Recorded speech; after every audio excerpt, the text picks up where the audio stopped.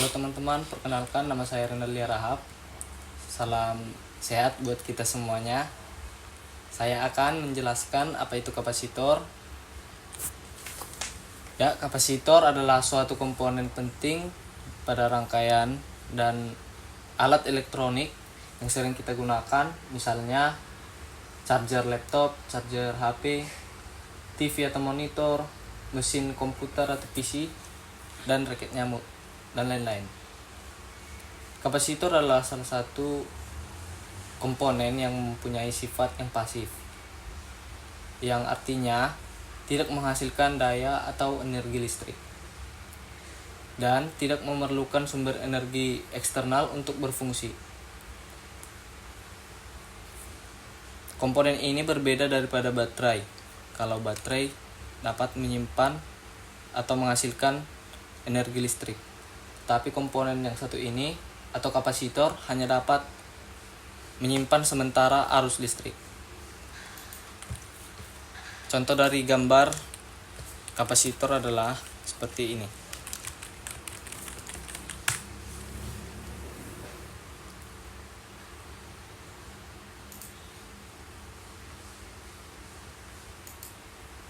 Bisa kita lihat pada gambar ini. Seperti inilah salah satu contoh gambar dari kapasitor. Ya, yang kedua adalah fungsi dari kapasitor. Ada beberapa fungsi yang ada pada komponen kapasitor, yaitu satu, menyimpan energi. Kapasitor menyimpan energi dalam bentuk medan listrik saat diberi tegangan.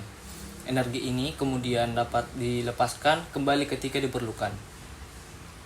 Yang kedua adalah penyaringan tegangan atau filtering. Kapasitor dapat digunakan untuk menghaluskan atau menyaring fluktuasi tegangan, terutama dalam rangkaian DC atau arus arah. Dalam power supply, kapasitor menyaring komponen AC yang tidak diinginkan agar hanya tegangan DC yang diteruskan.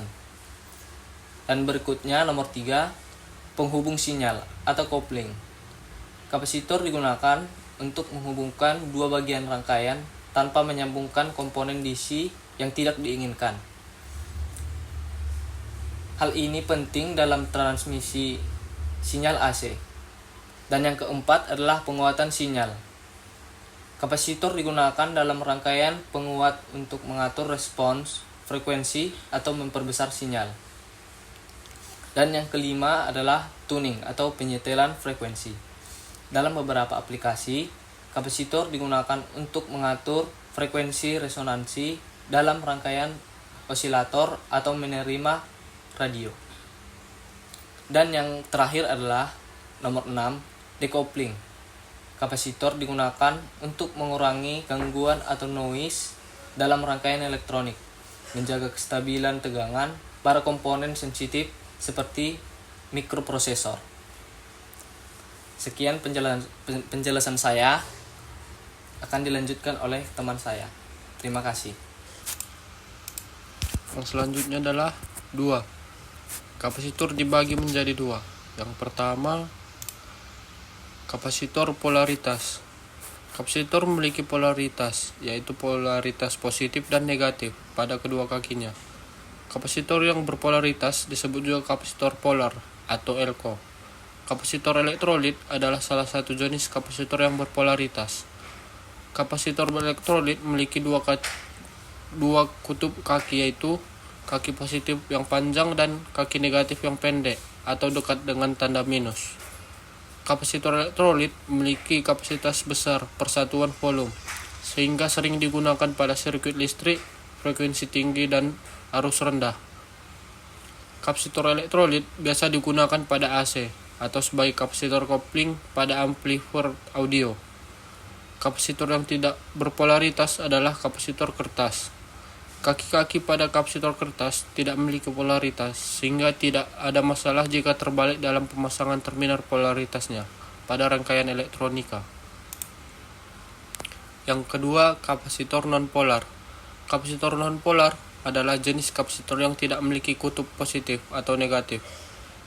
Kapasitor ini dapat dihubungkan ke dalam sirkuit dengan cara apapun, tanpa memperhatikan polaritas tertentu. Berikut adalah beberapa karakteristik kapasitor non-polar. Yang pertama, kapasitasnya tetap dan tidak terlalu besar, biasanya dalam satuan nanofarad dan picofarad. Yang kedua, bahan pembuatannya adalah bahan dielektrik, seperti keramik, film, dan mika. Yang ketiga, kapasitor ini dapat dipasang pada berbagai arah, di breadboard atau perfoot. Oke, baik teman-teman. Di sini saya ingin menjelaskan yaitu jenis-jenis kapasitor. Kapasitor terbagi 7, yaitu kapasitor keramik, kapasitor tantalum, kapasitor elektrolit, kapasitor mika, kapasitor kertas, dan kapasitor polyester. Saya akan menjelaskannya satu-satu.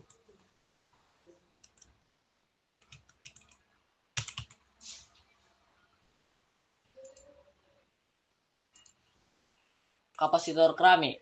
Kapasitor keramik sesuai dengan namanya. Kapasitor jenis ini berbahan keramik. Kapasitor keramik ini banyak dipakai dalam komponen aplikasi audio ke RF. Kapasitor keramik juga paling banyak dipakai dalam rangkaian elektronik. Adapun cara membaca kapasitor keramik sangatlah mudah. Yaitu contohnya, jika ada sebuah kapasitor dengan kode 103, arti dari kode tersebut adalah 10 dan 3 angka di belakang menjadi 10.000 picofarad. Yang jika di dalam satuan lebih besar menjadi 10 nanofarad. Selanjutnya, kapasitor tantalum. Kapasitor tantalum mirip elektrolit. Bedanya kapasitor tantalum ini memiliki kapasitas kepopuleran yang sangat tinggi. Kelemahan dari kapasitor tantalum ialah sering meledak jika digunakan secara terus-menerus di tekanan yang tinggi. Adapun kelebihan kapasitor tantalum ini antara lain membentuk komponen yang kecil tetapi kapasitasnya mempunyai nilai yang besar sehingga sangat efisien jika digunakan. Selain itu, kapasitor tantalum ini bisa digunakan pada range frekuensi yang lebar. Frekuensi yang tinggi, kelebihan selanjutnya ialah dapat dipakai dan tahan terhadap suhu dari minus 55 derajat Celcius dan sampai lebih dari 125 derajat Celcius. Jadi, kapasitor ini sangat cocok dipakai di rangkaian yang diharuskan mempunyai daya tahan yang tinggi. Selanjutnya, kapasitor elektrolit. Kapasitor elektrolit dapat dikatakan sebagai kapasitor yang terpolarisasi dan bisa memberikan hasil suatu kapasitansi tinggi sampai di atas 1 mikrofarad. Kapasitor elektrolit banyak digunakan untuk aplikasi pasokan listrik, frekuensi rendah, dan aplikasi kopling audio.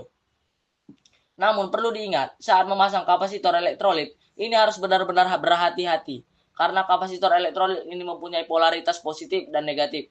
Jika pemasangannya terbalik, maka akan berakibat fatal dan bisa memungkinkan meledak. Selanjutnya, kapasitor mika. Kapasitor mika merupakan jenis kapasitor yang jarang dipakai. Hal itu karena kapasitor mika sudah kalah populer dengan kapasitor tantalum dan kapasitor elektrolit. Padahal jika dilihat dari stabilitasnya, cukup bagus. Kemudian jika dilihat dari kapasitansinya, kapasitor mika mempunyai kapasitansi yang cukup tinggi, hingga angka 1000 picofarad. Selain itu, pemakaian kapasitor mika ini biasanya digunakan pada rangkaian RF dengan frekuensi yang sangat tinggi. Adapun fungsi kapasitor mika antara lain sebagai osilator RF, filter, dan kopling. Selanjutnya, kapasitor kertas. Kapasitor kertas merupakan suatu di antara jenis kapasitor yang isolatornya yang terbuat dari suatu kertas.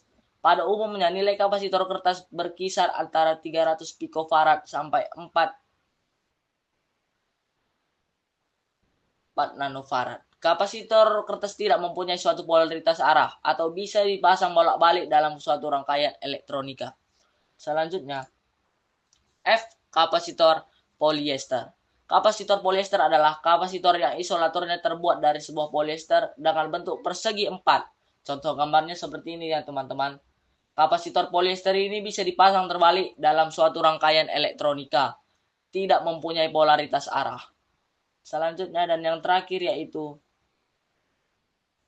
kapasitor trimmer. Kapasitor trimmer adalah kondensator yang memiliki poros pengubah kapasitansi yang sangat kecil. Pengubahan nilainya kapasitansinya memerlukan obeng datar karena poros pengaturannya sangat kecil. Contohnya gambar berikut. kapasitor trimmer. Kapasitor trimmer terdiri dari dua plat logam yang digabungkan dengan mika. Saat poros diputar, maka akan jarak plat terubah sehingga kapasitansinya berubah. Trimmer hanya diperuntukkan pada rangkaian sekali setel saja. Nilai kapasitansi maksimum dari trimmer hanya 100 picofarad saja. Oke, sekian teman-teman penjelasan dari saya, yaitu jenis-jenis kapasitor. Semoga kita diberi perlindungan Tuhan. Selesai. Terima kasih.